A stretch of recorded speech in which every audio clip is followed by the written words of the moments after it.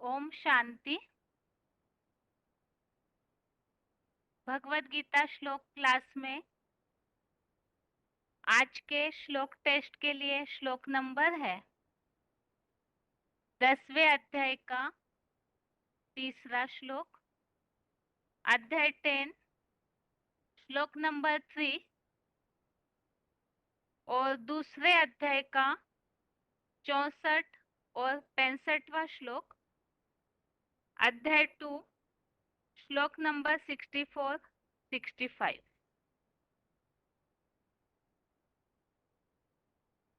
और टेस्ट के लिए पहला प्रश्न है, प्रसन्नता पाने के लिए मन की स्थिति कैसी होनी चाहिए? मन की स्थिति कैसे होगी तब मनुष्यों को प्रसन्नता प्राप्त हो सकती है?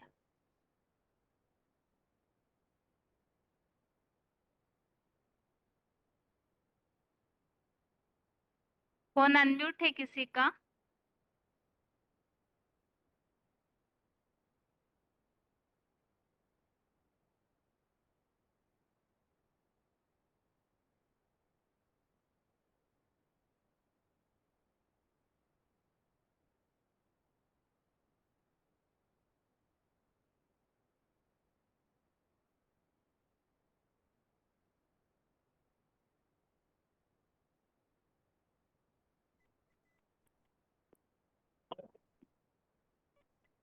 फोन अनम्यूट है किसी का?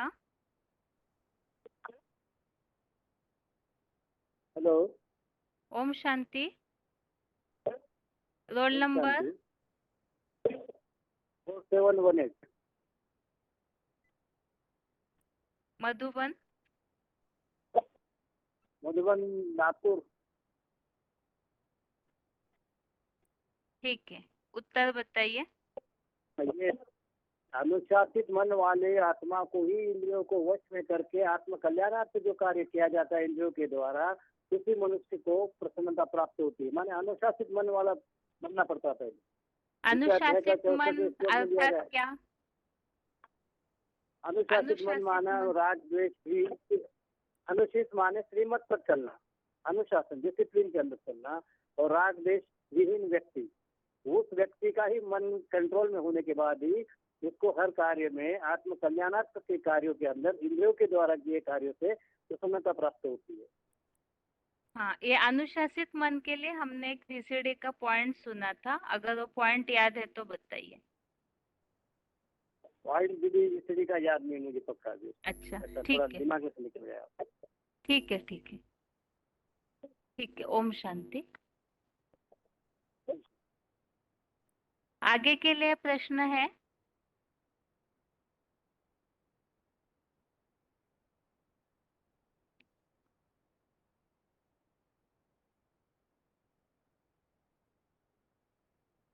पापों से मुक्ति के लिए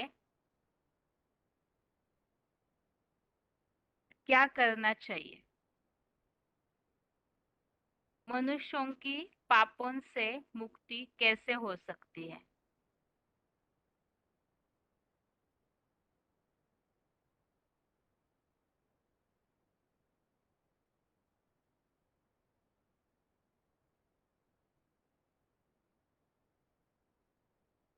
फोन अनम्यूट है किसी का?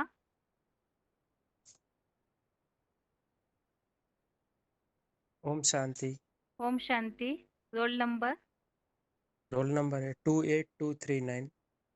मधुबन? भावनगर, मधुबन, गुजरात। ठीक है, उत्तर हाँ। बताइए। हाँ, मनुष्य से पापों से मुक्ति जब मनुष्य भगवान को जान लेते हैं। ये 10वें अध्याय के तीसरे श्लोक में बताया है कि जो मुझ शिव बाबा को अजन्मा, अगरभाव और अनादि और तीन त्रिलोकीनाथ, सुखधाम, शांति धाम और दुखधाम का महान शासक जो अव्यक्त मूर्ति रूप जानता है, वो मोह रहित हो जाता है, तो सब पापों से भली भांति मुक्त हो जाता है। ठीक है, इसमें जो बात आई हुई है ना, हाँ। अव्यक्त मूर्ति रूप, तो हाँ इसके बारे में जो पॉइंट सुना था, अगर वो याद है तो बताइए। हाँ।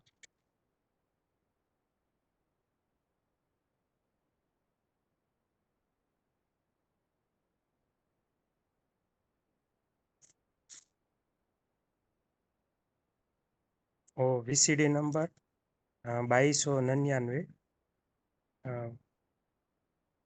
तो गायन भी एक का होना चाहिए, साकार में आए हुए उस निराकार का ही गायन भक्ति मार्ग में है। तो यादगार मंदिर भी उसी के जास्ती बनते होंगे, मूर्ति भी सबसे जास्ती बनती होगी। वे कौन सी मूर्ति है जिसकी पूजा होती है, जो दुनिया में खुदाई में भी सबसे जास्ती मूर्ति मिली है? तो वो है शिवलिंग। मूर्ति माना साकार और अमूर्त माना निराकार। तो मूर्ति क्यों कहा गया है? तो सारा संसार उस अव्यक्त मूर्ति से विस्तार को पाया है। मूर्ति तो है लेकिन अव्यक्त मूर्ति है, उसको 10 इंद्रियां नहीं दिखाई देती है, एक ही इंद्रिया दिखाई देती है, बाकी इंद्रिया अव्यक्त है। तो वो एक है जो पुरुषार्थ करने वाला, याद का पुरुषार्थ करते बड़े ते बड़ा देवता की मूर्ति नहीं कही जाती है। क्या नाम देते हैं?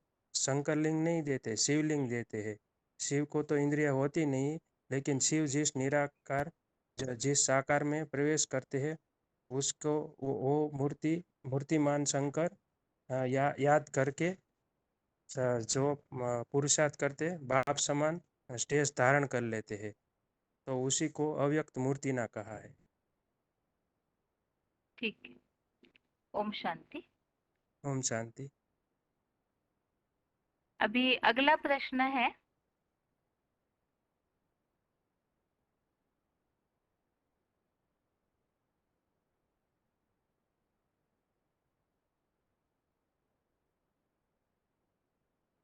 जो प्रसन्न रहते हैं उसके लिए और एक बात बताई हुई है, प्रसन्न कैसे रह सकते हैं और उसका बुद्धि स्थिर होने से क्या कनेक्शन है। दोनों श्लोकों में जो बातें आई हुई है और टोटल दोनों बातें बताइए कि प्रसन्न रहने का आधार क्या बताया हुआ है, जो सदैव मनुष्य अपने जीवन में खुश रह सके। फोन अनम्यूट है किसी का?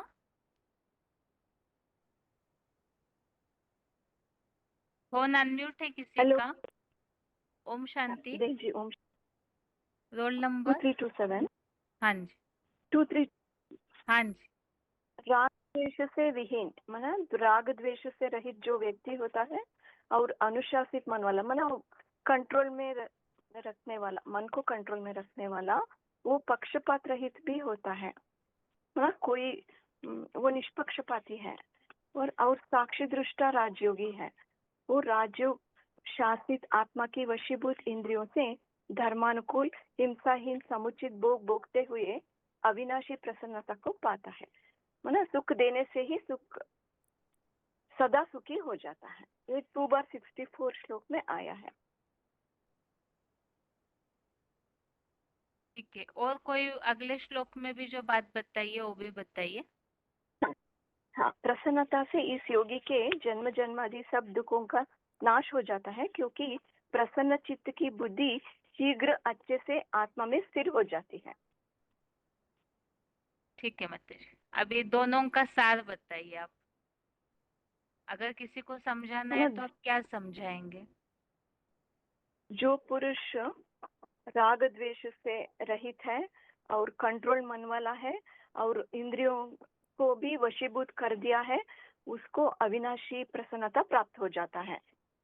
ऐसे ही सब दुखों का नाश, प्रसन्नता प्राप्त होने से सब दुखों का नाश हो जाता है, क्योंकि प्रसन्न चित्त बुद्धि सदा ही स्थिर हो जाती है, आत्मा में ही स्थिर हो जाती है। ठीक है माताजी, ओम शांति। अच्छा, ओम शांति। आगे के लिए प्रश्न है,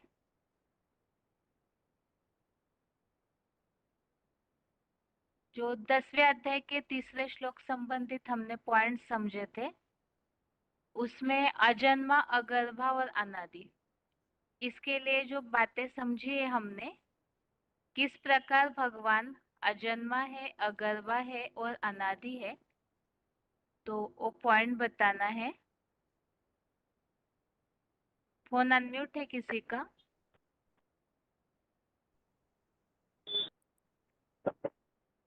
हेलो। ओम शांति। 4552 हाँ जी, रोल नंबर बालेश्वर। हाँ जी। ये जो अगरबा अनादि, ये बीजेडी पॉइंट का विषय बात है। इसमें बाबा बोलता है कि मैं जब आता हूँ तो प्रकृति को अपने बस करके इस सृष्टि पर आता हूँ। तो जो आता है फिर वो किसके रथ में आता है? अर्जुन के रथ में। तो उसको टाइटल दिया है पार्थ। पार्थ बोला पृथ्वी का जो राजा होता है उसको पार्थ बोलाते हैं। वो सारा पृथ्वी का राजा बनता है, विश्वनाथ बनता है, तो शंकर के बोले जाते हैं। तो उनका तो मूर्ति, वो तो मूर्तिमान है जो इस सृष्टि पर पहला पहला मानव होता है। और उसी उसी को पहला आदमी आदम शंकर के नाम में जाना जाता है। उसका जन्म मृत्यु नहीं दिखाया जाता है।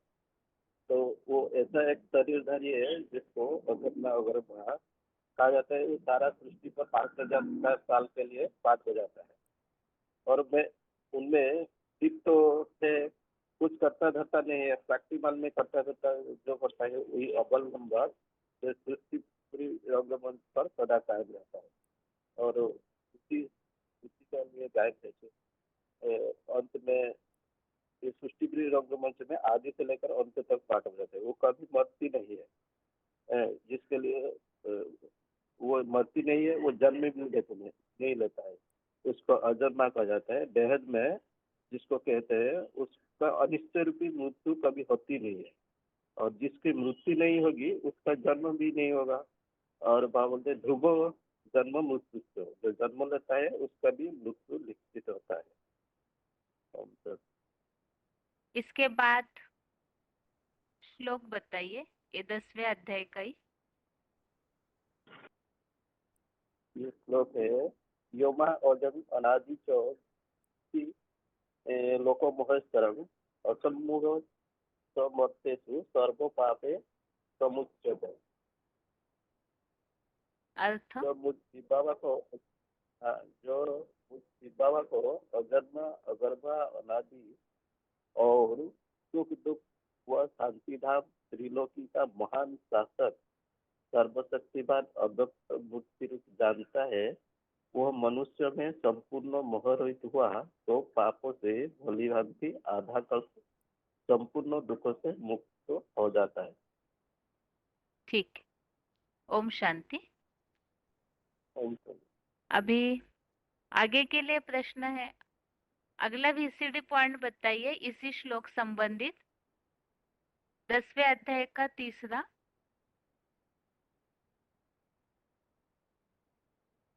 फोन अनम्यूट है किसी का?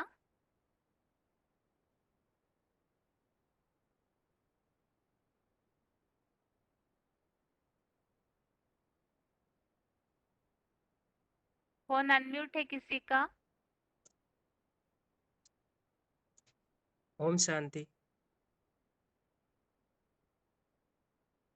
ओम शांति। ओम शांति। हाँ, ये दोबारा आ गया है मेरा नंबर। हाँ ठीक है, कोई बात नहीं, बता दीजिए वीसीडी पॉइंट। हाँ, कौन सा बताना है? 10वें अध्याय के तीसरे श्लोक संबंधित। हाँ, वो आधा कल्प के लिए मनुष्य मुक्त हो जाता है, वो बताता हूँ। जी। जब नष्ट मोह बनेंगे स्मृति लब्धा, तो एक शिव बाबा की स्मृति प्राप्त हो जाएगी, तो निरंतर काल के लिए तब कहा होगा, तब क्या होगा? जब शिव बाबा की याद किया तो शिव बाबा हाजरा हजूर। तो मेरे मेरे को तुम याद करो और मैं हाजिर हो जाता हूँ। इस रूप में याद करना है तो साकार में निराकार को, और प्रैक्टिकल रूप में याद करना है। और मुझे याद करोगे तो तुम्हारा विक्रम विनाश हो जाएगा और तुम मालिक बन जाओगे। कहें एक मालिक बनेंगे या सब? तो बाबा ने बताया कि सब मालिक बनेंगे, यथा राजा रानी तथा प्रजा। ठीक। ओम ओम शांति।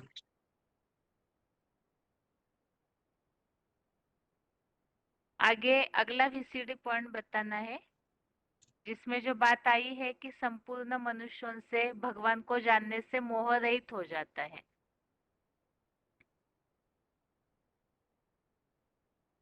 फोन अनम्यूट है किसी का?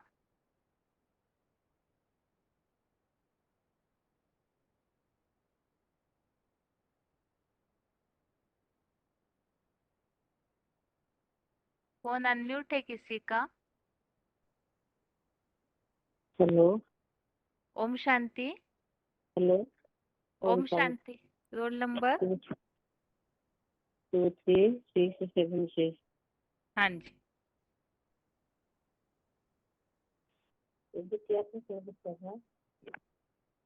माता जी दूसरे अध्याय का श्लोक बताइए आप एक।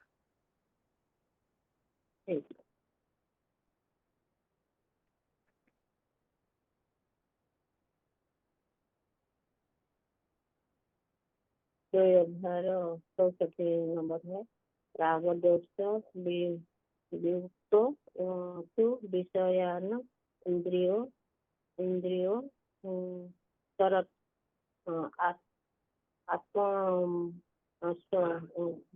आत्मवश्य विधेयात प्रसाद मधि गच्छति।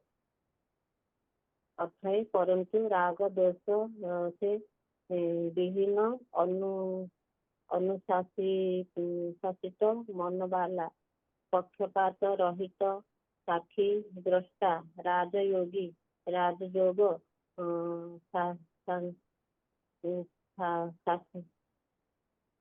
शासित आत्मा के वशीभूत इंद्रिय से धर्मानुकूल हिंसाहीन समुचित भोगने हुए अविनाशी प्रश्नता के पाते हैं।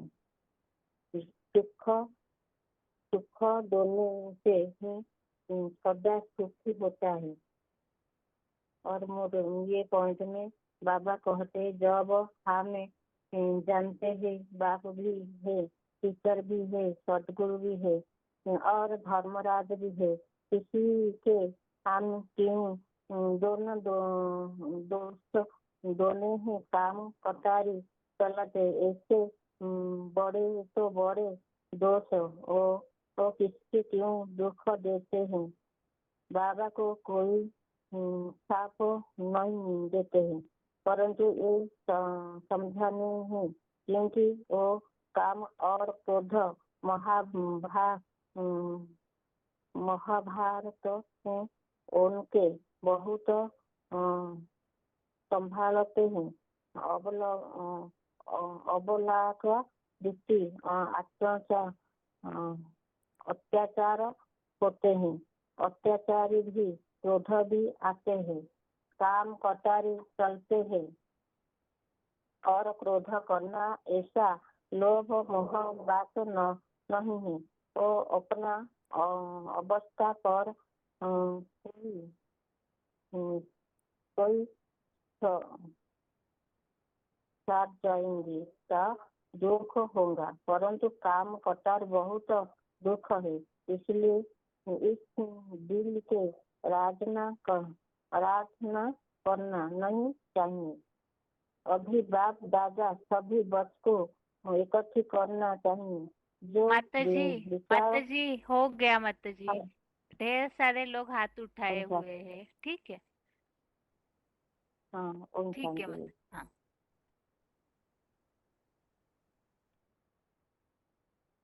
अभी आगे के लिए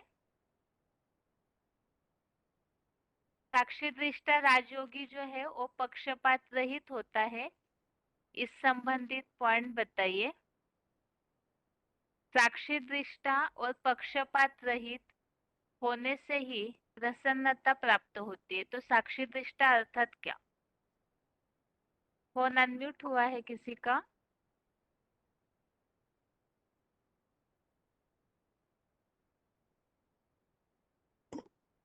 हेलो।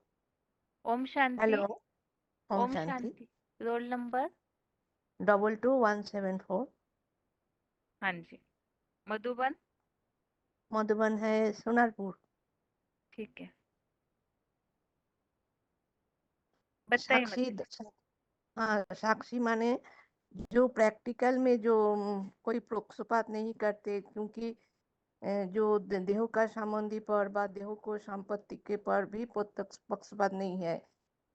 जो आत्मिक दृष्टि से सबको देखते हैं या सब आत्मा भाई भाई है, उसको कहते हैं साक्षी द्रष्टा। किसी को पर लगाव होता है तो उसको साक्षी द्रष्टा नहीं कह सकते। ठीक है मतलब ये श्लोक बताइए 64 नंबर का। 64 देखना पड़ेगा। हाँ, राग देशु वियुक्त तु विषयान इंद्रिय चरण आत्मो वैश्य विधे आत्मा प्रसादम अधिगच्छति। अर्थात परंतु राग देश से विहीन अनुशासित मन वाला पक्षपात रहित साक्षी दृष्टा राजयोगी राजयोग शासित आत्मा की वशीभूत इंद्रियों से धर्मानुकूल अथवा हिंसाहीन समुचित भोग भोगते हुए अविनाशी प्रसन्नता को पाता है। सुख देने से सदा सुखी होता है। ठीक है मतलब। ओम शांति। ओम शांति। अगला प्रश्न है,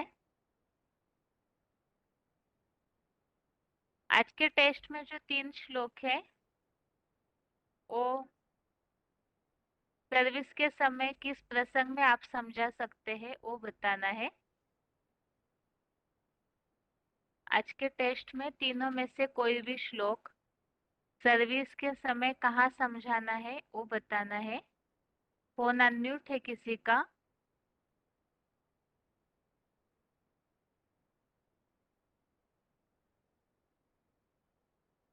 फोन अनम्यूट है किसी का?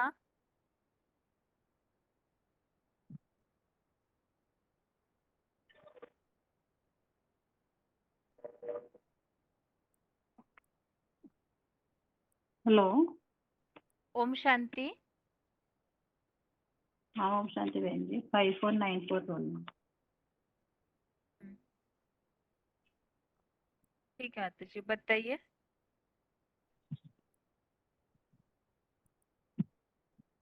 तो 2 अध्याय का 65 का नंबर श्लोक है। प्रसादे सर्व दुःखानां हानिरस्योपजायते प्रसन्न चेतसो तासु बुद्धिः पर्यवतिष्ठते। मन प्रसन्नता होने के लिए, प्रसन्न चित्त बनने के लिए मन विषय वांछों को दूर करना है।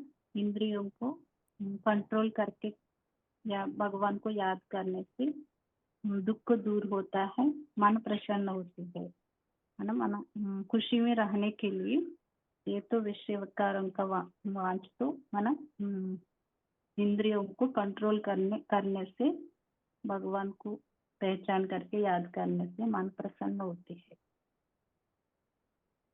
ठीक है माता जी श्लोक, ठीक है श्लोक तो बता दिया। ठीक है माता जी।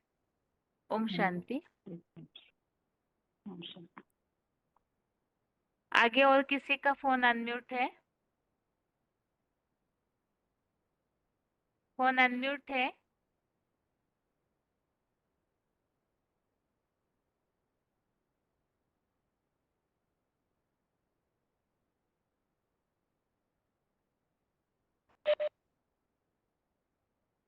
ओम शांति। ओम शांति। 27882 हाँ जी मधुबन। सूरत मधुबन। हाँ जी दीदी दूसरे अध्याय का जो 65 नंबर श्लोक है उसका पॉइंट बता सकता हूँ। जी बताइए। जैसे बाबा ने बताया कि अभी खुशी का पारा इसलिए नहीं चढ़ रहा है क्योंकि 63 जन्मों का पापों का बोझ बहुत है जो खुशी को दबा देता है, और जब तुम कर्मातीत अवस्था को पा लेंगे तो सदैव ही खुशी का पारा चढ़ा रहेगा। हाँ जी ठीक है। आप कोई श्लोक बता सकते हैं इसमें से? हाँ जी, ये दूसरे अध्याय का 65वां श्लोक है।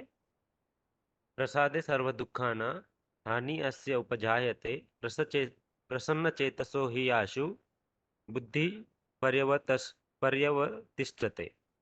अर्थात प्रसन्नता से इस योगी के जन्म जरादि सब दुखों का नाश हो जाता है क्योंकि प्रसन्न चित्त की बुद्धि शीघ्र अच्छे से आत्मा में स्थिर हो जाती है। ठीक। मतलब आज ये जो श्लोक और आपने जो पॉइंट बताया है, हाँ जी। तो इससे सार बताइए कि जो अविनाशी खुशी है वो कब प्राप्त होगी सभी को। मतलब अभी तो सबके ऊपर दुख मतलब हो रहे हैं ना, कोई भी बात से या और कोई भी वजह से। तो जब ये 63 जन्मों का जब हिसाब किताब पूरा हो जाएगा, तब कर्मातीत अवस्था को पालेंगे। तब आत्मा में मतलब बुद्धि जो है वो स्थिर हो जाएगी। हाँ जी, हाँ। ठीक। ओम शांति। ओम शांति। अभी आगे के लिए और किसी का फोन अनम्यूट है? प्रश्न सेम वही है आज के टेस्ट में से। 10वें अध्याय का तीसरा और 64 नंबर श्लोक बाकी है दूसरे अध्याय का। फोन अनम्यूट है किसी का? ओम शांति बहन जी। ओम शांति। हाँ, रोल नंबर है 812, हैदराबाद 1। हाँ जी। ये 10वें अध्याय का तीसरा श्लोक। यो मामजमनादिंच वेत्ति लोकमाहेश्वरम सम्मूढ़ः समर्चेषु सर्व पापैः प्रमुच्यते। इसके लिए रेफरेंस बाबा ने पॉइंट बताया है कि जो मुझको अजन्मा अभोक्ता अकर्ता वो जानता है और त्रिलोकी शासनकर्ता को जानता है, वह सर्व दुखों से मुक्त हो जाता है। और अजन्मा के लिए 2 श्लोक उस इसी पॉइंट में बताया है। न कर्तृत्व न कर्माणि लोकस्य सृजति प्रभु, न कर्मफल संयोगम स्वभावस्तु प्रवर्तते। मैं कोई कर्ता धर्ता नहीं हूँ। और दूसरा है, जो जन्म लेता है निश्चय रूप से वह मरण मरण मरण भी होता है उसको। जो मरण होता है उसको निश्चित रूप से जन्म भी लेना पड़ता है, लेकिन बाप जो है उसका जन्म दिव्य जन्म है, दिव्य जन्म होता है। इसलिए जातस्य ध्रुवो मृत्यु ध्रुवं जन्म मृतस्य च तस्माद परिहार्यार्थे नत्वं शोचितुमर्हसि। सो जो जन्म लेता है वो मरण भी होता है, जो मरण होता है उसको जन्म जरूर मिलता है। लेकिन बाप का जन्म है दिव्य जन्म, जो प्रवेशुम च परंतपा बोल के एक श्लोक में आया, वो प्रवेश करने का योग्य है। हाँ ठीक है। यहाँ प्रश्न ये था वास्तव में कि ये जो श्लोक है अगर बाहर किसी को समझाना है तो आप किस प्रसंग में समझाएंगे? साकार और निराकार का भेद बताना है। जो जो साकार में आए हुए निराकार को जो जानता है वह सर्व पापों से मुक्त भी हो जाता है। भगवान तो भगवान तो निराकार है, लेकिन उनका कोई शरीर नहीं होता है, इसीलिए शरीर लेना पड़ता है। उस जिस मुकर्रद को जानते हैं वह सर्व पापों से मुक्त हो जाता है। ठीक है।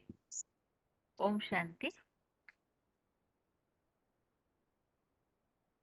अभी हाथ सभी का भी नीचे किया जा रहा है। अगर अभी कोई ऐसे लाइन में है जिनका फोन कभी भी अनम्यूट नहीं हुआ है तो वो लोग हाथ उठाइए।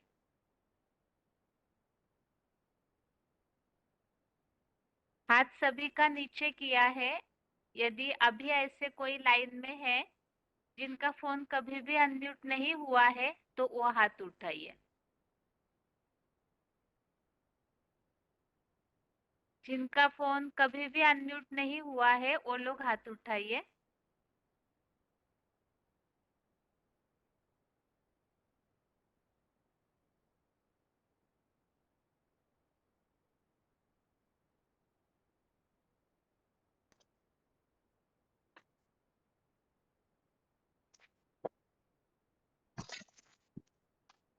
फोन अनम्यूट है? हाँ दीदी। ओम शांति। Roll number? 12 9 47, मधुबन, उदयपुर, राजस्थान। हाँ जी। आज के टेस्ट में से कोई भी एक श्लोक बताइए। दूसरे अध्याय का बता रहे हैं दीदी। हाँ जी। दूसरे अध्याय का 64वां श्लोक। राग द्वेष विमुक्तेः तु विषयानः इंद्रिये चरण आत्मवश्येः विधेयात्मा प्रसाद मधि गच्छन्ति। इसका अर्थ है राग द्वेष से विहीन अनुशासित मन वाला आत्मा की वशीभूत इंद्रियों से भोग भोगते हुए भी प्रसन्नता को पाता है। ठीक है। अभी अगर इस श्लोक संबंधित बाहर वालों को समझाना है, सदैव खुश रहने का रास्ता क्या है, क्या बताएंगे आप इसके बारे में? हाँ दीदी, सदा खुश रहने के लिए मतलब है ना, इसमें VCD पॉइंट बताएंगे ना दीदी, जो VCD एक को पॉइंट नहीं बताइए, अभी आप श्लोक और अर्थ पढ़े तो इसमें जो बात आप समझे हैं आप उस अनुसार बताइए। आप क्या खुश रहने के लिए क्या रास्ता बताएंगे लोगों को? एक ईश्वर को जानने के बाद में हम आत्मिक स्टेज में जब टिक जाते हैं तो इंद्रियों का जो सुख है उससे भी ऊपर का अति इंद्रिय सुख मिलता है इससे। यानी कि भगवान जब सृष्टि पे आता है तो हमें जब परिचय देता है कि हम देह नहीं आत्मा है, और आत्मिक स्टेज में जब हम टिक जाते हैं तो हमें इंद्रियों से भी ऊपर का सुख मिलता है और प्रसन्नता रहती है हमेशा, क्योंकि हमें सब चीज का पता चल जाता है ना, क्या होने वाला है और क्या हुआ है। तो फिर हमें दुख दर्द नहीं व्यापता, हमें दुख नहीं होता उन चीजों का, क्योंकि ये तो होना ही है, ऐसा हो जाता है। ठीक है। ठीक दीदी। ओम शांति। ओम शांति दीदी।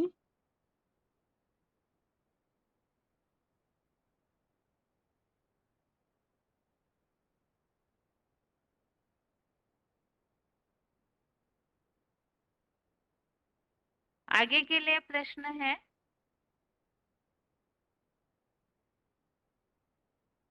फोन अनम्यूट है किसी का, और प्रश्न ये है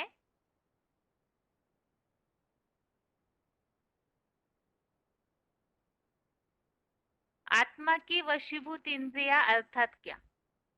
इसके पहले श्लोकों में हमने इस प्रसंग में जो बातें समझी है उस अनुसार बताइए। आत्मा की वशीभूत इंद्रिया अर्थात किस तरह से आत्मा की वशीभूत होती है इंद्रिया, उसके लिए क्या तरीका बताया है इसके पहले श्लोकों में?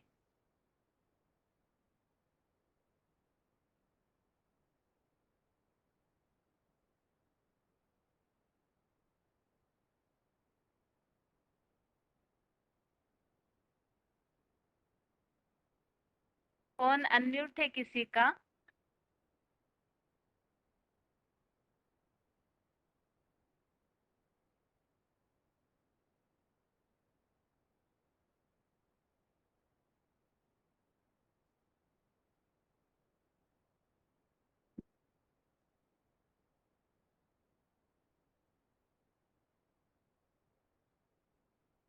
फोन अनम्यूट है किसी का?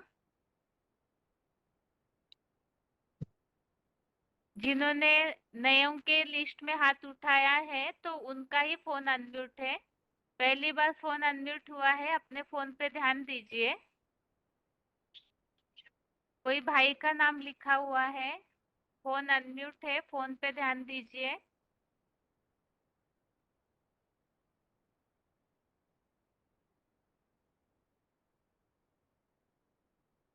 फोन अनम्यूट है किसी का?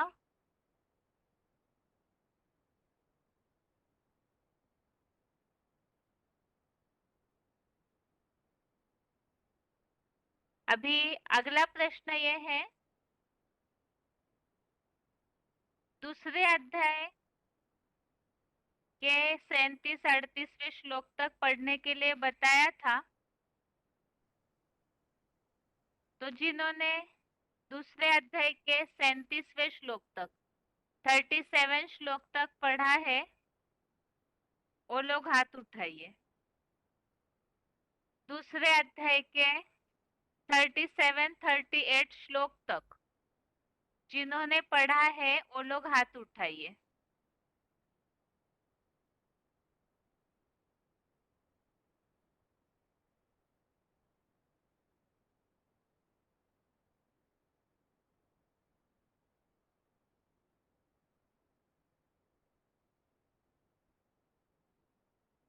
दूसरे अध्याय का पहले श्लोक से 38वें श्लोक तक।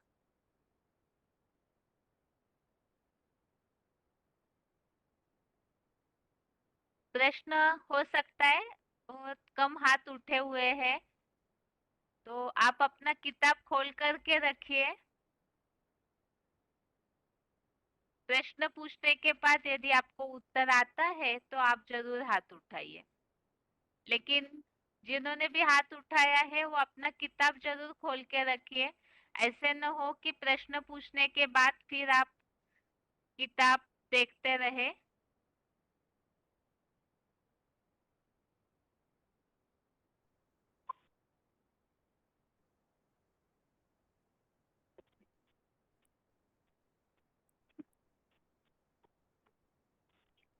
उस दिन जो प्रश्न टेस्ट के दिन लास्ट ये कोई बता नहीं पाए थे, प्रश्न जो था एक बार दोहराते हैं।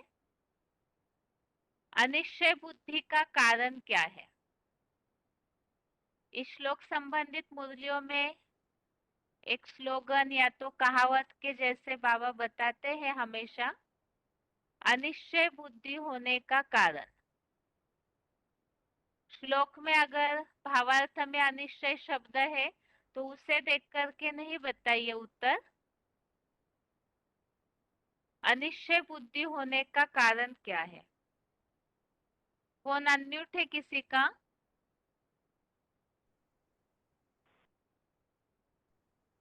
हेलो। ओम शांति। हेलो। ओम ओम शांति शांति। दीदी। Role number? हेलो। हाँ जी, रोल नंबर बताइए। 13919। मधुबन। जलगांव मधुबन। ठीक है, उत्तर बताइए माता जी। बाबा कहते हैं जो जो युद्ध के मैदान से माना जो युद्ध करते करते हार जाते हैं वो अनिश्चय बुद्धि बन जाते हैं और अनिश्चय बुद्धि विनश्यति हो जाते हैं। धर्म युद्ध से हार भी तो नहीं माननी है ना। ग्रह बाबा ने ग्रह महाभारत युद्ध बताया है ना। श्लोक नंबर बताइए माता जी कोई। श्लोक नंबर दूसरे का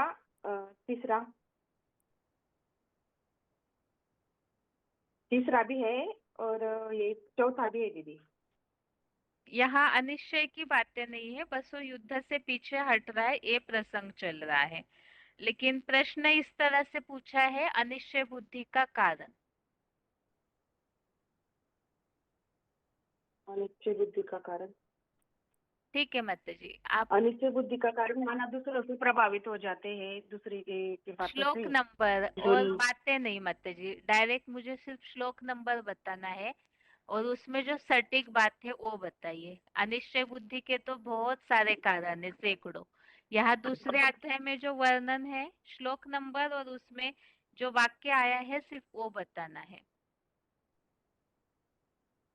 आगे आप लाइन में रहिए माता जी, आप देखिए श्लोक, अगर कुछ दिखता है तो, नहीं तो आपका फोन बाद में रखेंगे। अभी और किसी का फोन अनम्यूट है? फोन अनम्यूट है किसी और का?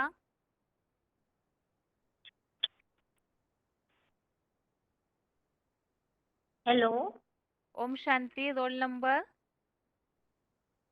16147। मधुबन।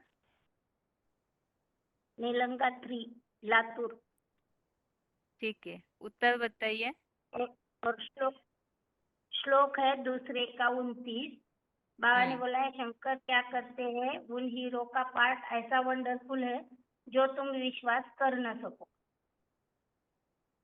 हाँ सही है श्लोक नंबर माता जी।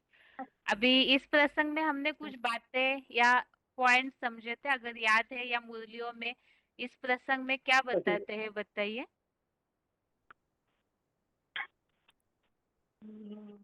ऐसे तो याद नहीं है दीदी पॉइंट। ठीक है, आपने किस आधार से इस श्लोक के लिए ये बात समझी कि अनिश्चय बुद्धि का कारण है? म्हणजे शंकर जो है शुभा जो है पाठ बजा रहे वो हम अभी पहचान नहीं सकते हैं। जो सुनी ऊपरी ऊपर बातों को लेकर हम सोचते हैं यहाँ तो ऐसे है वैसा है, ऐसा सुनकर ही लोग निश्चय में आ रहा है। इसलिए बाबा बोलते ना शंकर का पाठ जो है ऐसा वंडरफुल है, तुम नारियल जैसे ऊपर से दिखने में सख्त है और अंदर जो होता है वो नारियल कैसा होता है, मुलायम होता है और मीठा भी होता है।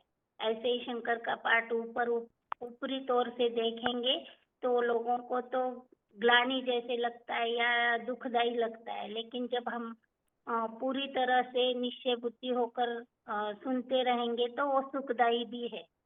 ठीक है माता जी, इस हिसाब ठीक है। ये इस संबंधित जो पॉइंट हमने समझा था श्लोक में, जो मुरलियों में बात आती है, आश्चर्यवत सुनंती कथंती और हाँ। उनको सुनावंती फिर भागंती हो जाते हैं। मतलब बाप को पहचानते हैं तो अच्छा भगवान इस सृष्टि पर आया है, इस बात से पहले अचरज होता है तो बहुत उमंग से सुनते हैं सारी बातों को, लेकिन बाद में फिर तमो प्रधान अवस्था में भागंती हो जाते हैं। तो इस प्रसंग में ये श्लोक है। अगर किसी ने उस समय पॉइंट्स नोट किए होंगे तो ये बात नोट करके रखी होगी। तो ये श्लोक विशेषकर इस प्रसंग में है। ठीक है, अभी आप दोनों अगला प्रश्न ये है, अगला प्रश्न ये है कि आत्मा जो है, आत्मा में कौन सी ऐसी क्षमता है जिस कारण आत्मा कहीं भी आना जाना कर सकती है? इसके लिए श्लोक में जो शब्द आया है वो शब्द बताना है।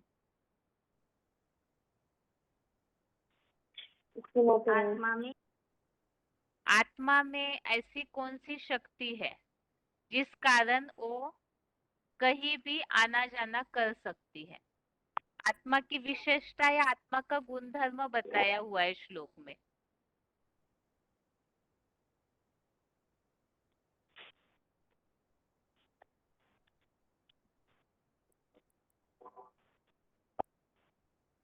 ये वेदा विनाशियन नित्य है क्या?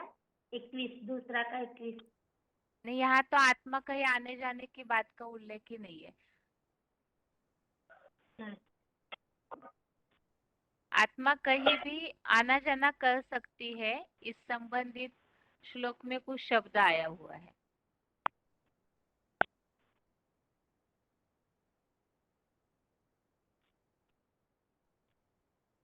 आप लोग इस प्रश्न का उत्तर देखिए, नहीं तो आगे और किसी को पूछा जाएगा। हाँ ठीक है माता जी, आप देखिए तब तक। आगे और किसी का फोन अनम्यूट किया जा रहा है तब तक के लिए। फोन अनम्यूट है। आगे और किसी का फोन अनम्यूट है?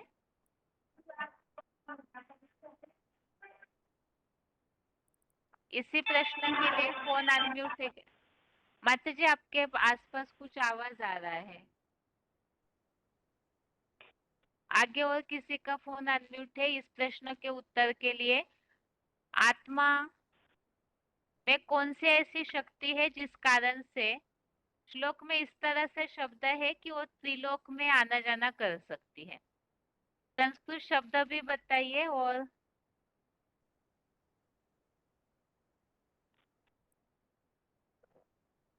उसके आगे पीछे है क्या?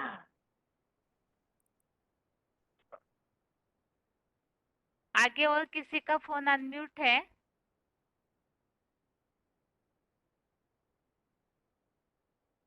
फोन अनम्यूट है किसी का?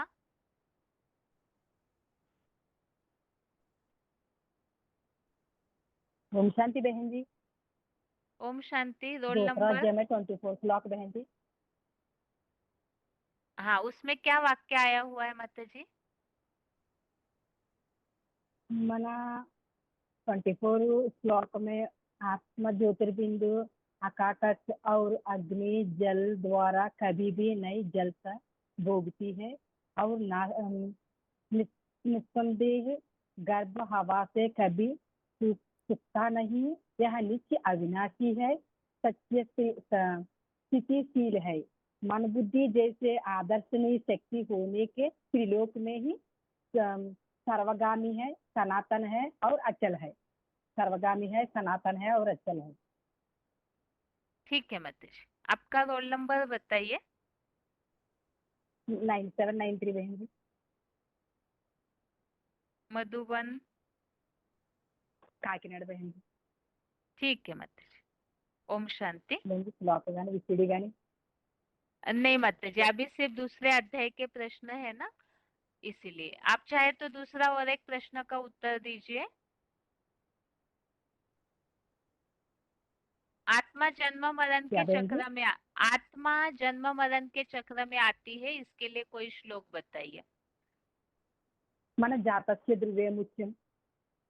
ये बहन जी हाँ ठीक है माता जी। जातस्य ध्रुवे हाँ जी, मुच्यम ध्रुवं जन्म। हाँ ठीक है माता जी, ओम 27 शांति। श्लोक बहन जी, दूसरा अध्याय में 27। हाँ हाँ ठीक है माता जी, ओम शांति। जातस्य ध्रुवे। अभी आगे के लिए प्रश्न है, आत्मा के ऊपर 5 तत्वों का असर नहीं होता, या तो आत्मा 5 तत्वों से नहीं बनी हुई है, इस संबंधित श्लोक बताइए। आत्मा 5 तत्वों से निराली है, 5 तत्वों का आत्मा के ऊपर असर नहीं होता है, इस संबंधित श्लोक हेलो। बताइए। ओम शांति, रोल नंबर 4783 हाँ जी, बालेश्वर। हाँ जी, नेटवर्क प्रॉब्लम हो रहा है कार्ड हाउस से। हाँ ठीक है, ठीक है। इधर आत्मा ये जो बासांसी जिन्नानी यथा व्याय नवानी गृहणाति नरु प्राणी यथा से जानी बया जिन्नानी अन्नानी सेहाती नवानी गई। माने ये पुराने शरीर को अनिच्छा से छोड़ता है नरक में और स्वेच्छा से ग्रहण करता है स्वर्ग में। क्या सवाल था? प्रश्न से सवाल अलग में हो सुनने गया का है। आपका हाँ जी, प्रश्न ये है, हाँ मैं सवाल हाँ रिपीट कर रहे हैं प्रश्न। आत्मा 5 तत्वों से अलग है, 5 तत्वों का आत्मा के ऊपर असर नहीं होता है, इसके लिए श्लोक बताना ये है। तो नैनं छिन्दन्ति शस्त्राणि हाँ नैनं छिन्दन्ति शस्त्राणि नैनं दहति पावकं न चेन्न क्लेद्यति आपन सुसेति मारुत 2:23। ठीक है, और इसके अलावा सिर्फ यही श्लोक है? अच्छे नहीं और है, कई सारे है। अच्छेदेम अराहेम अक्लेदेम असुए बचे नित्यं सर्वगतं स्थाणु अचलेम सनातन 224 है। इसमें क्या और उल्लेख आया है? ये भी होगा, माने जो आत्मा है वो अकाट्य है, अग्नि जल या कोई भी 5 तत्व से वो झिकता नहीं या गर्म हवा से सूखता नहीं, नित्य अविनाशी है, स्थितिशील है और सर्वगामी सनातन अचल भी है। ठीक है, और कोई श्लोक? और ये जो 225 भी होगा, अव्यक्तयम अचिंत्ययम अभिकार्यम उच्यते तस्मादेवं विदित्वनं नानी सूचितं रहस्य। ये अव्यक्त अचिंत्य है, निर्विकारी बनाई जाती है, देह रहित निर्विकारी है और इसको भी पृथ्वी जलादि पंचभूत से पृथक, इसलिए आत्मा सुख शांति का रूप है। ठीक है, ओम शांति। हाँ बोलिए, ओम शांति। बोलिए, आप कुछ बोल रहे थे, बात पूरी। और भी था जाते श्री ध्रुव जन्म मृत्यु तस्मात् अपरे नौतुम सूचितं महर्षि अथेचन नित्य जाते नित्य या मनसी मृतम तथा तुम अभव नैव सूचितं 26-27 भी लागू होगा इसके साथ। ये तो अलग प्रसंग हो गया, यहाँ 5 तत्वों की कोई बात नहीं आई है, ये सिर्फ जन्म मृत्यु की बात है उसमें। जन्म मृत्यु की बात कर रहा हूँ। हाँ ठीक है, ओम शांति। ओम शांति। आगे के लिए प्रश्न है,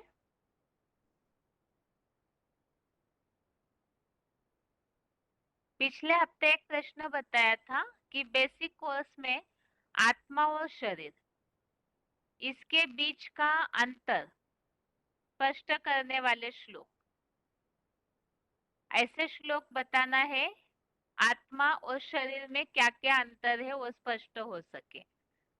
तो फोन अनम्यूट किया जा रहा है, अगर आपने ढूंढ के रखा है तो बताते जाइए। फोन अनम्यूट है।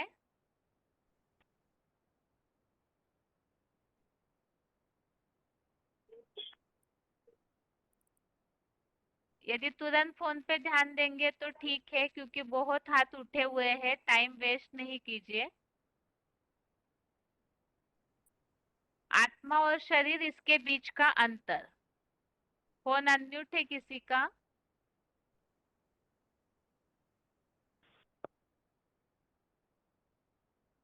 फोन अनम्यूट है किसी ओम का? शांति। ओम शांति। Roll number? 26 3 16। मधुबन। जी। मधुबन। ढेंकानाल। ठीक है, ढेंकानाल। बताइए। हाँ जी, श्लोक नंबर बताइए। 2 क्या 3। इसमें क्या बात है?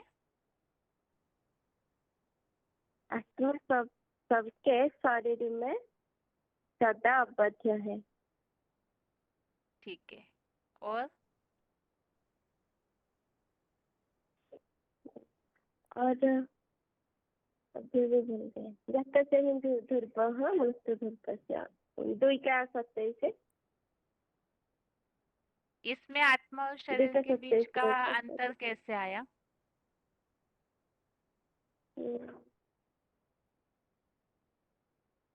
आत्मा सदा अमर है, अविनाशी है, और ये देह विनाशी है। इसीलिए सुख करने के योग्य नहीं है। वैसे तो यहाँ शरीर के कई उल्लेख ऐसे नहीं आया, मतलब आत्मा जन्म मरण के चक्र में आती है, ऐसा उल्लेख है इसमें।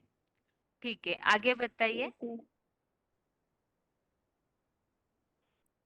आप ढूंढ के रखे हैं तो बताइए, नोट नहीं किया है तो फिर समय जाएगा। नोट करके रखे आपने नंबर?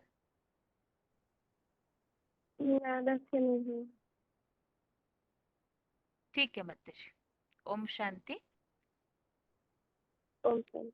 अभी आगे के लिए और किसी का फोन अनम्यूट किया है? हेलो। ओम शांति। Roll hello. नंबर? हेलो। ओम शांति। रोल नंबर बताइए। 6021। हाँ जी, हेलो। मधुबन। डोंबिवली। हाँ जी। आत्मा कभी मरती नहीं है। श्लोक बताओ। नहीं, सिर्फ नंबर बताइए हेलो। और उसमें जो बात आई हुई है वो बताइए। श्लोक नंबर और उसमें जो 2 का बात आई है वो बताइए। 2 का 20 नंबर। हाँ, उसमें क्या बात आई है? यह कभी न जन्मता है और न मरता है। हाँ जी। माना आत्मा कभी जन्मता है न मरता है। हाँ। नित्य अजन्मा, नित्य सनातन पुरातन है। देह हनन होने वाला होता है। ठीक है, और? माना आत्मा कभी नहीं मारा जाता है। हाँ, ये हो गया। आगे का श्लोक नंबर बताइए, और कोई श्लोक नंबर है तो वो बताइए। हाँ, वासा माना 2 का 22 में भी है। उसमें क्या बात है बताइए। जैसे मनुष्य पुराने शरीर को छोड़ता है और नए शरीर को धारण करता है, माना आत्मा एक शरीर छोड़कर दूसरा शरीर धारण करता है।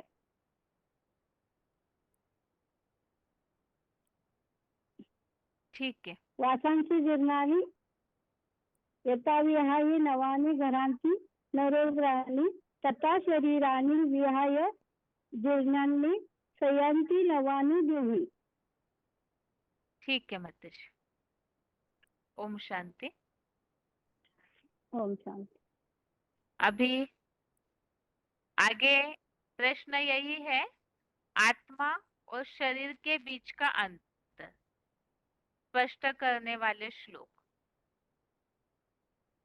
फोन अनम्यूट किया जा रहा है किसी का। आत्मा और शरीर के बीच का अंतर स्पष्ट करने वाले श्लोक। हेलो, फोन ओम अनम्यूट शांति है। जी। ओम शांति। ओम शांति दीदी, ये इसमें दीदी ये भी आ जाएगा ना, नैनम छिंदंती शस्त्राणी नैनम दहती पावका 2 का 23, कि जैसे आत्मा को शस्त्र काट नहीं सकते, अग्नि जला नहीं सकती, हवा सुखा नहीं सकती, जल भिगो नहीं सकता, लेकिन शरीर को तो ऐसे नहीं है। शरीर को तो शस्त्र काट भी सकते हैं, अग्नि जला भी सकती है।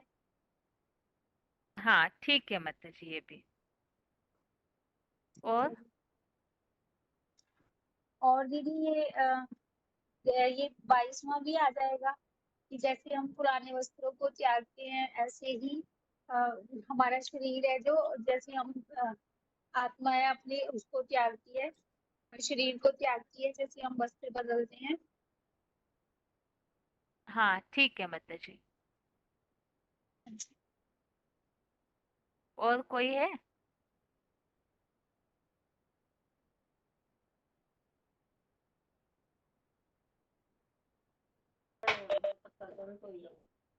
हेलो, ओम शांति।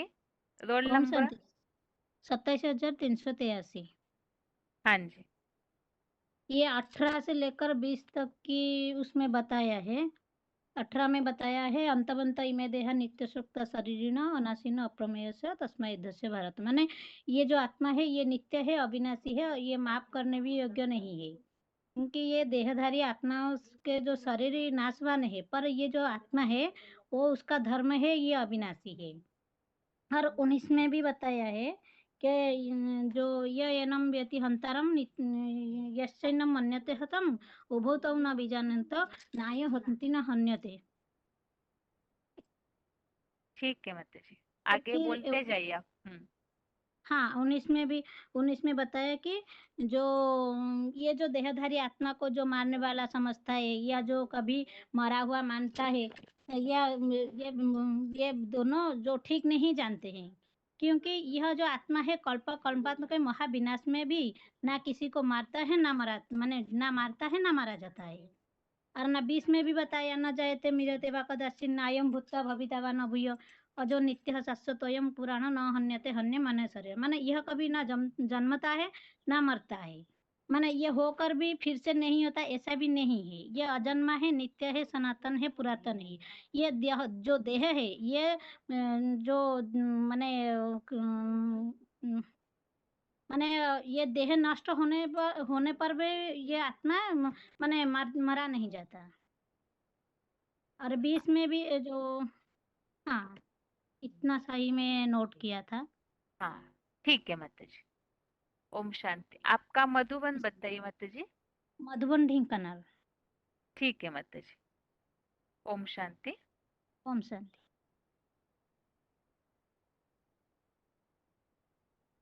अभी आगे इस शरीर के प्रति मोह क्यों नहीं करना चाहिए, इस प्रसंग में जो श्लोक है वो बताइए। शरीर के प्रति मोह क्यों नहीं रखना चाहिए?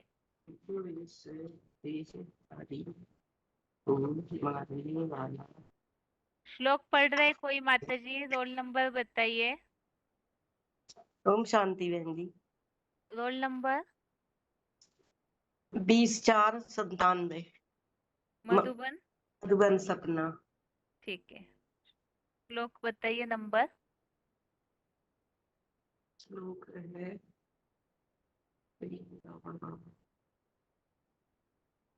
अभी तो पढ़ रहे थे लेकिन ये वाला है 2/23। इसमें क्या बात है? इसमें है कि इस आत्मा को शास्त्र नहीं काटते, इसको अग्नि नहीं जलाती, इसको अग्नि नहीं जलाती, इसको हवा नहीं सुखाती और जल नहीं भिगोता। यानी कि इसको ना हवा उड़ा सकती है, ना जल भिगो सकता है, ना अग्नि जला सकती है, माना ना पानी भिगो सकता है, कोई भी इसको माने काट नहीं सकते शास्त्र, इसको दुख नहीं पहुंचा सकते। ठीक है माता आत्मा जी। अजर माता अजर जी अभी प्रश्न ये पूछा था कि चलिए आप अपनी बात ही पूरी कीजिए, आपको ढूंढने में फिर टाइम लगेगा। आप जी। बताते जाइए और क्या बता आत्मा रहे आप? आत्मा अजर अमर अविनाशी है, अविनाशी है। और ऐसे श्लोक होने चाहिए जैसे कि अलग अलग श्लोकों में तो उल्लेख है, लेकिन यहाँ विशेष ये था कि एक ही जैसे श्लोक में दोनों बातें हमें मिलनी चाहिए। जैसे मनुष्य पुराने वस्त्रों को त्याग कर, ये हो गया माता जी, 2-3 लोग इस नंबर को बताए हैं। जी बहन 22वां श्लोक जो है वो 2-3 लोगों ने बता दिया, ये नंबर वो ठीक ही है। जी। आगे और कोई नंबर है आपके पास? और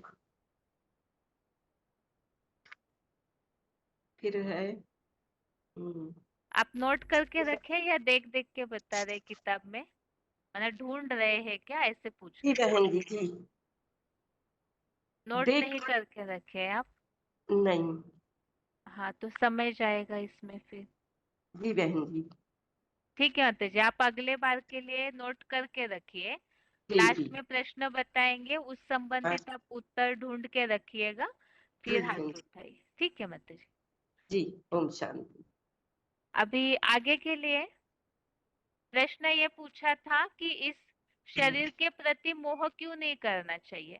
आज दुनिया में ऐसे है ना कि ज्यादातर सभी देह के प्रति ज्यादा बुद्धि चलाते हैं या तो उसी में ही उलझे हुए रहते हैं।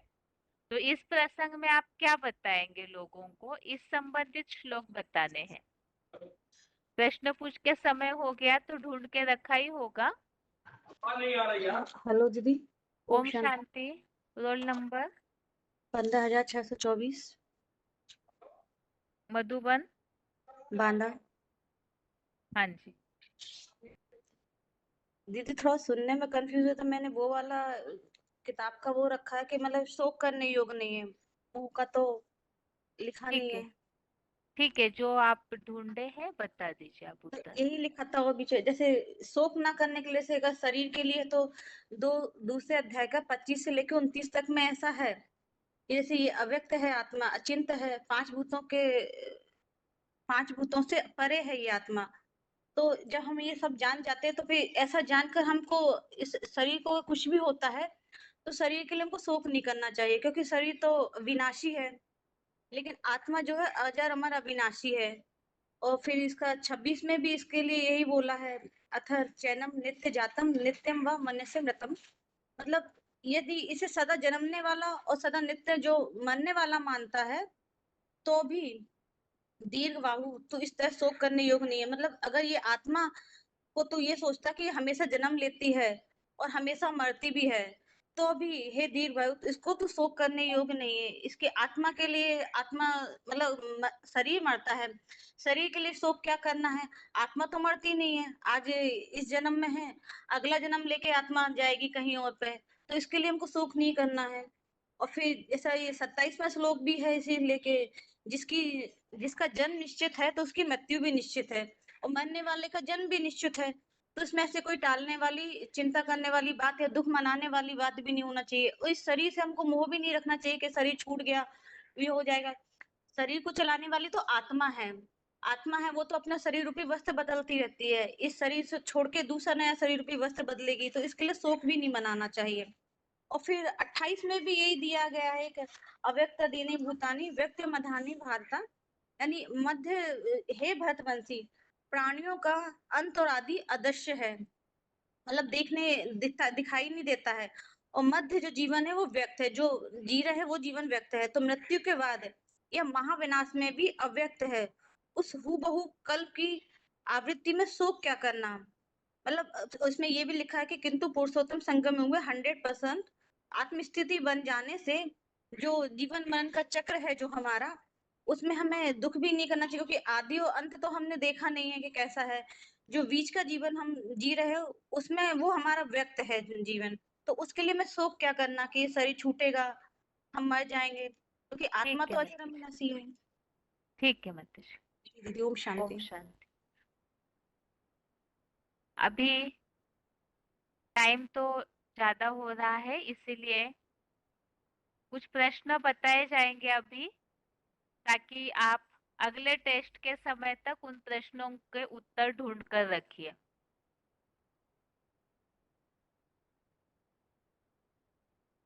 प्रश्न ये है पहला, पुरुषार्थी जीवन में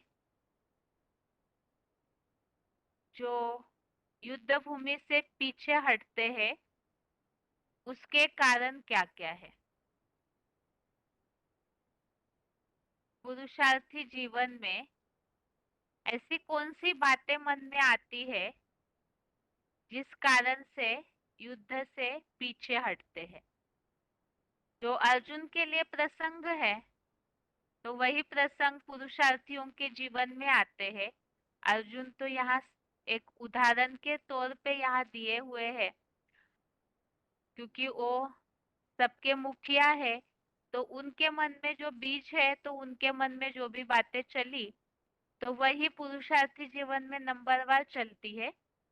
इस प्रसंग में आप ढूंढ के रखिए कि ऐसे पुरुषार्थी जीवन में कौन सी स्थिति परिस्थिति आती है, या विचारों में क्या क्या हलचल होती है जो युद्ध से पीछे हटते हैं। और दूसरा प्रश्न ये है जो अभी पूछा था, प्रश्न नोट किया होगा सभी ने। पहला प्रश्न ये पूछा है कि अर्जुन के मन में ऐसी कौन सी स्थिति परिस्थितियां निर्माण हो रही है जो पुरुषार्थियों के मन में भी होती है, जिस कारण से युद्ध भूमि से पीछे हटते हैं। और अगला प्रश्न ये है, आत्मा के जितने भी सारे गुणधर्म इस दूसरे अध्याय में वर्णित है, अभी तक के जो श्लोक हमने देखे, तो आपको सिर्फ जैसे कोई कोई श्लोकों में रिपीट बातें भी है, तो वो बात रिपीट न हो और सारी आत्मा के गुणधर्म आपके आने चाहिए। आप श्लोक नंबर नोट कीजिए, उसमें जो गुणधर्म आया हुआ है वो नोट कीजिए, और इस तरह से आत्मा के सारे गुणधर्म इकट्ठा होने चाहिए। जब आपका फोन अनम्यूट होगा तो आप वो गुणधर्म और श्लोक नंबर, अभी भी ऐसे होता है जैसे कई बार श्लोक का अर्थ पूरा पढ़ते हैं, जहाँ प्रसंग है वहां तो ठीक है, लेकिन जहाँ प्रसंग नहीं वहां फिर लंबा समय जाता है। तो प्रश्न ये बताया अभी कि आत्मा के जितने भी गुणधर्म, ये 38वें श्लोक तक जहाँ कहीं भी आए हुए हैं, सारे श्लोकों में से आप इकट्ठा कीजिए आत्मा के गुणधर्म। गुणधर्म लिखिए और उसके आगे श्लोक नंबर लिखिए, और जब आप उत्तर बताएंगे तो आप जरूर नोटबुक में नोट कीजिए, क्योंकि फिर आप किताब देख के एक एक श्लोक ढूंढते रहेंगे, फिर उस समय पढ़ेंगे तो बहुत समय जाएगा।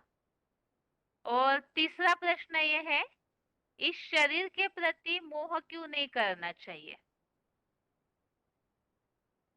शरीर के प्रति मोह क्यों नहीं करना चाहिए? इस प्रसंग में आत्मा का महत्व बताना है, लेकिन पहले तो शरीर के प्रति मोह नहीं करना चाहिए, उसके कारण बताइए। और इस प्रसंग में ही कैसी स्थिति होनी चाहिए पुरुषार्थियों की, अगर इसके बारे में भी आप स्पष्ट कर सकते हैं तो वो बताइए। और लास्ट प्रश्न, ये प्रश्न तो पहले भी पूछा हुआ है, जैसे कि युद्ध भूमि से अगर जैसे ज्ञान छोड़ देते हैं, अनिश्चय बुद्धि बनते हैं, तो ऐसे समय में उसका नुकसान क्या होगा? अगर कोई पुरुषार्थी अर्जुन अनिश्चय बुद्धि बनते हैं, युद्ध भूमि से पीछे हटते हैं, तो उससे क्या क्या नुकसान होता है? तो इस संबंधित श्लोकों में जो वर्णन आया हुआ है, तो उसे आप श्लोक नंबर और बात नोट कीजिए कि ये नुकसान हो सकता है। एक वाक्य और श्लोक नंबर, और ये सारी बातें इकट्ठा कीजिए ताकि ये पता चले कि अनिश्चय बुद्धि होने से क्या क्या नुकसान होता है। सोमवार के श्लोक टेस्ट के समय तक के लिए टाइम है हमारे पास, तो तब तक आप जरूर ये सारे 38 श्लोक तक पढ़ करके इसमें से सार निकालिए। और अभी आज के टेस्ट के प्रश्नों के उत्तर। सबसे पहला 10वें अध्याय का 3रा श्लोक है, यो माम अजम अनादिम च वेत्ति लोक महेश्वरम असम्मूढ़ः समर्तेषु सर्व पापैः प्रमुच्यते। सबसे पहले इस श्लोक में ये प्रश्न पूछा था, पापों से मुक्त कब होते हैं? तो यहाँ जो बात आई है श्लोक में, भगवान को यथार्थ रूप से जो जानते हैं, माना वास्तव में परमपिता तो अजन्मा अगर्भा अनादि है, वो तीनों लोकों के त्रिलोकी नाथ है। तो इस स्वरूप को जो साकार के द्वारा, जो साकार अव्यक्त मूर्ति रूप बनता है, मतलब साकार होते हुए भी देह भान रहित निराकारी स्टेज वाले बनते हैं, तो उनको जो जानता है वो फिर सब मनुष्यों से मोह रहित होकर पापों से मुक्त हो जाता है। तो आज की दुनिया में लोग जो अलग अलग प्रक्रियाएं अपनाते हैं, जैसे उदाहरण के तौर पर गंगा जी में जाके नहाते हैं, ऐसे बहुत सारे हैं, यज्ञ करते, तप दान करते हैं। तो एक तरफ गलत काम करते हैं, दूसरी तरफ इस तरह के जो भक्ति मार्गीय आडंबर अपनाते हैं, तो ऐसों को ये बात बताई जा सकती है। एक तो हमने 8वें अध्याय में जो श्लोक देखा था, यज्ञ तप दान करने से मैं नहीं मिलता हूँ, तो यहाँ इस श्लोक के आधार से ये बताया जा सकता है, पापों को भस्म करने का एक ही तरीका जो गीता में बताया है, भगवान को जानना, क्योंकि वो एवर प्योर है, जन्म मरण के चक्र में नहीं आते, तो पाप नहीं बनता। तो उन्हें जानेंगे तभी पापों से मुक्त हो सकते हैं। और अभी दूसरे अध्याय का 64 श्लोक नंबर 64, राग द्वेष वियुक्तेस्तु विषयान इंद्रियश्चरन् आत्मवशैर विधेयात्मा प्रसादम अधिगच्छति। इसमें जो उल्लेख आया हुआ है प्रसन्नता को पाने का, सदैव खुश कौन रह सकते हैं? आज दुनिया में बहुत सारे तरीके अपनाए जाते हैं, जैसे हास्य क्लब में जाते हैं, कुछ श्वास प्रश्वास की प्रक्रिया पर एकाग्र होना, ऐसे बहुत सारे अलग अलग तरीके अपनाते हैं ताकि खुशी सदैव बनी रहे, अपसेट न हो जीवन में, या तो और भी जो विविध मनोरंजन के साधन है। लेकिन भगवत गीता के अनुसार सदैव खुश रहने का एक ही तरीका बताया है, एक तो काम क्रोध से विहीन, राग द्वेष से विहीन, अनुशासित मन वाला। अनुशासित मन के लिए हमने जो पॉइंट समझा था, बार बार ड्रिल करनी है मन की, जो बाबा ने बताया, कभी अपने को परमधाम वासी समझो, कभी फरिश्ता समझो, कभी 1 सेकंड में फुल स्टॉप लग सके मन के संकल्पों को, तो ऐसी अलग अलग प्रकार की ड्रिल करने की प्रैक्टिस करनी है। तो ये ड्रिल से मन जो है संयमित नियमित होगा। अभी जो बेफान घोड़े की तरह दौड़ता है, तो इस प्रैक्टिस से मन के संकल्पों पर नियंत्रण आएगा। तो ऐसे अनुशासित मन वाला। और दूसरा बताया कि जो आत्मा की वशीभूत इंद्रियों से ही, मतलब इंद्रिया जो है पूरी तरह आत्मा के कंट्रोल में है, तो वो फिर प्रसन्नता को पाता है। और विशेष बात बताई, पक्षपात रहित साक्षी दृष्टा राजयोगी। तो ऐसी जो स्थिति, जो कहीं भी झुकाव नहीं, बैलेंस वाली स्थिति, और साक्षी दृष्टा के लिए पहले भी हमने श्लोकों में पॉइंट समझे हैं, आत्मिक स्थिति। तो ऐसे जो बनते हैं वही वास्तव में प्रसन्न रह सकते हैं। और दूसरा 65वां श्लोक 65 नंबर का, प्रसादे सर्व दुखानां हानि रस्योपजायते प्रसन्न चेतसो याशु बुद्धि पर्यवतिष्ठते। इस श्लोक में बताया है, 64वें श्लोक से कनेक्टेड श्लोक है कि जब काम क्रोध से विहीन हो जाएगा, काम क्रोध पर जीत पा लेगा, अपनी इच्छाओं पर कंट्रोल रखेगा व्यक्ति, राग और द्वेष मतलब आसक्ति और क्रोध, और इसे ही पहले श्लोकों में उल्लेख है इच्छा है, इच्छा मात्रम अविद्या बनने से बुद्धि स्थिर होती है। तो ऐसे जो होते हैं मन जिनका कंट्रोल में है, वो अविनाशी खुशी पाते हैं, और जब खुशी पाते हैं ऐसी तो उनके दुखों का नाश होता है और बुद्धि आत्मा में स्थिर हो जाती है। इस प्रसंग में जैसे भाई ने पॉइंट एक बताया था, ये इसमें जो हमने वीसीडी पॉइंट सुना था मुरली में, जो बाबा ने बताया कि खुशी का पारा कब चढ़ेगा हमेशा के लिए, अविनाशी प्रसन्नता, अर्थात जिसमें सिलेक्टेड पॉइंट हमने समझा था 694, जो बाबा ने बताया कि जब कर्मातीत अवस्था होगी तभी खुशी का पारा चढ़ेगा। अर्थात ही कर्मातीत अवस्था कर्म से अतीत, कोई भी कर्मों का हमारे मन बुद्धि पर लेपछेप न हो, तभी ही अविनाशी खुशी प्राप्त हो सकती है।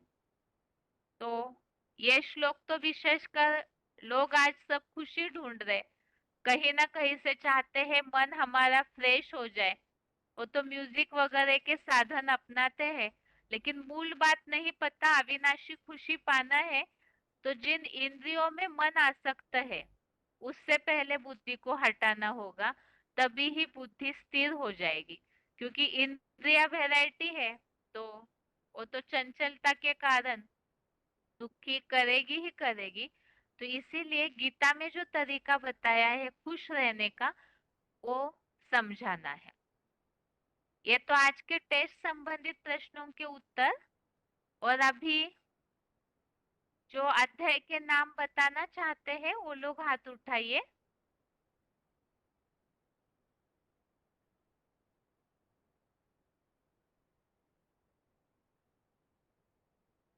अध्याय के नाम जिनको बताना है वो हाथ उठाइए 5 मिनट के लिए।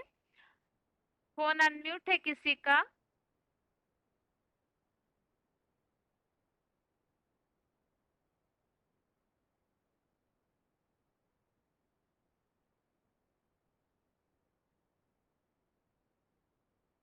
फोन अनम्यूट है किसी का?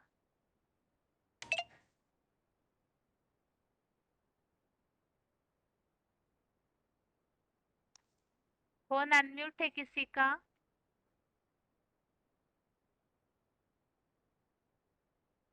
हेलो ओम शांति। हेलो ओम शांति। रोल नंबर बताइए। 6251 मधुबन। एपगोड़ी। ठीक है, बताइए माता जी। अर्जुनन विषाद योग, दूसरा सांख्य योग, वो कर्म योग, ज्ञान कर्म संन्यासी योग, कर्म संन्यासी योग, ज्ञान विज्ञान योग, ज्ञान विज्ञान योग, आत्म संयम योग, ज्ञान विज्ञान योग, अक्षर ब्रह्म योग, राजविद्या राजगुह्य योग, विभूति योग, विश्वरूप दर्शन योग, भक्ति योग,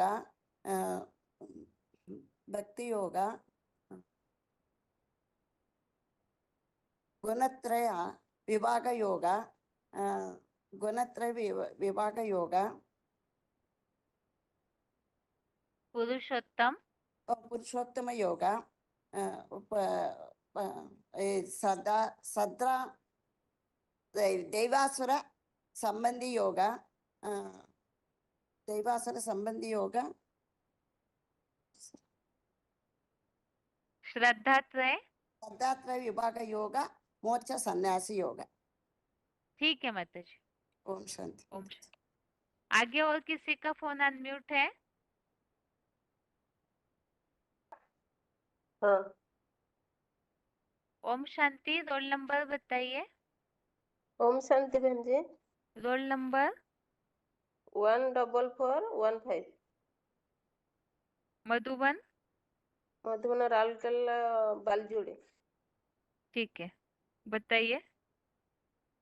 ହେଲେ अर्जुन विषाद योग, संख्य योग, कर्म योग, ज्ञान कर्म संन्यास योग, कर्म संन्यास योग, आत्मसंयोग, आत्मसमय, आत्मसमय संयम योग, ज्ञान विज्ञान योग, अक्षय ब्रह्म योग,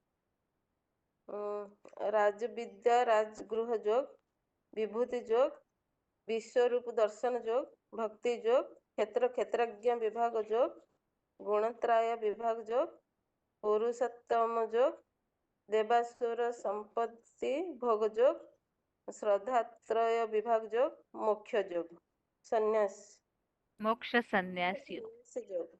ठीक है, ओम शांति। ओम शांति। आगे और किसी का फोन अनम्यूट है?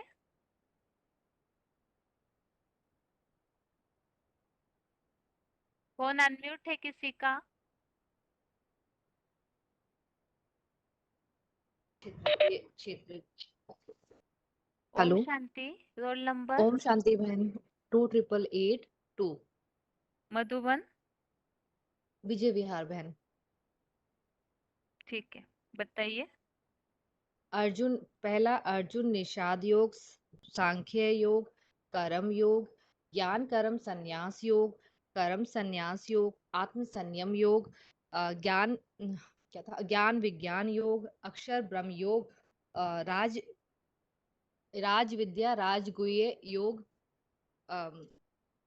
और विभूति योग, विश्व रूप प्रदर्शन योग, और भक्ति योग, क्षेत्र क्षेत्रज्ञ विभाग योग, गुणत्रय विभाग योग, पुरुषोत्तम योग, और देवासुर संपन्न विभाग योग, श्रद्धा ते विभाग योग, और मोक्ष संन्यास योग। आप याद किए हैं या देखना पड़ा आपको बीच में? मेरे को बीच में देखना पड़ा। अच्छा, ठीक है, इसको पढ़ते रहिए तो याद हो जाएगा थोड़ा। ठीक, ओम शांति। ओम शांति। आगे और किसी का फोन अनम्यूट है?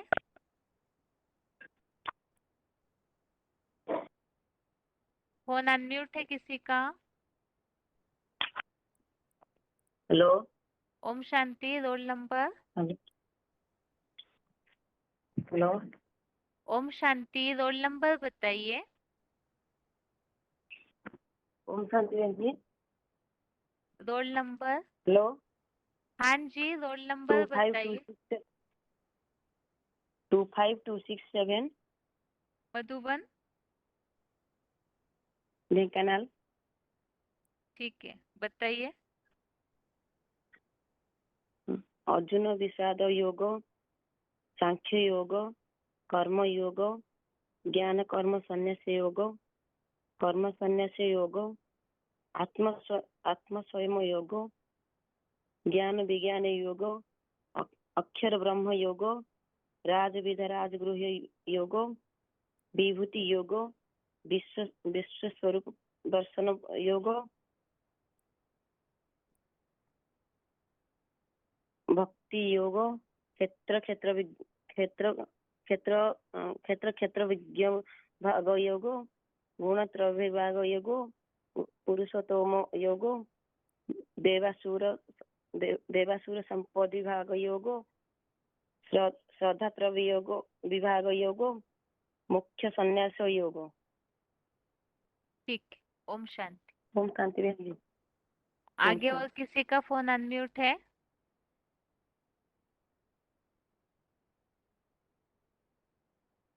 फोन अनम्यूट है किसी का? हेलो। ओम शांति। हेलो। ओम शांति। हेलो। हाँ जी, रोल नंबर बताइए माता जी। ओम शांति। हेलो, ओम शांति दीदी। हाँ, रोल नंबर? 22603 मधुबन? पूना। हाँ जी, बताइए। पहला है अर्जुन विषाद योग, सांख्य योग, कर्म योग, ज्ञान कर्म संन्यास योग, कर्म संन्यास योग, आत्म संयम योग, ज्ञान विज्ञान योग, अक्षर ब्रह्म योग, राज विद्या राजगुह्य योग, विभूति योग, विश्व रूप दर्शन योग, भक्ति योग, क्षेत्र क्षेत्रज्ञ विभाग योग, गुणत्रय विभाग योग, पुरुषोत्तम योग, दैवासुर संपद विभाग योग, श्रद्धात्रय विभाग योग और मोक्ष संन्यास योग। ठीक है। ओम हेलो शांति। दीदी, हाँ जी, मुझे हनुमान माता जी को बताना है। दे दीजिए। हेलो दीदी। हाँ, दे दीजिए। हाँ, ओम शांति। हाँ, रोल नंबर 15/7/43। हाँ जी, हेलो। हाँ जी, बताइए। अर्जुन विषाद योग, सांख्य योग, कर्म योग, संन्यास कर्म, ज्ञान कर्म संन्यास योग, कर्म संन्यास योग, आत्म संयम योग, ज्ञान विज्ञान योग, अक्षर ब्रह्म योग, राज विद्या राजगुह्य योग, विभूति योग, विश्व रूप दर्शन योग और भक्ति योग, क्षेत्र क्षेत्रज्ञ विभाग योग, गुणत्रय विभाग योग, पुरुषोत्तम योग, दैवासुर दिव्य भाग योग, क्षेत्र श्रद्धा विभाग योग, मोक्ष संन्यास योग। ठीक है। शांति। हाँ, ओम शांति। हाँ। अभी क्लास का टाइम पूरा होने जा रहा है, इसीलिए आज के लिए यहाँ ही रुक जाते हैं। आज के लिए गीता क्लास यहाँ पूरा होता है। ओम शांति।